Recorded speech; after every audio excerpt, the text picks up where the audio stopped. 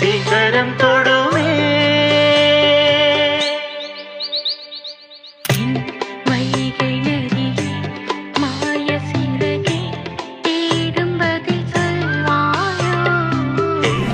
ஜாம கிளியே எந்த அருகே சாகும் வரை நில்வாயோ.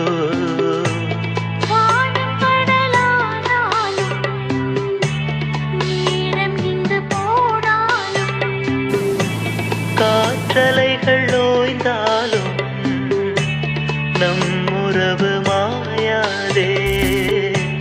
பாசவளரே பாதி உயிரே இந்த கதை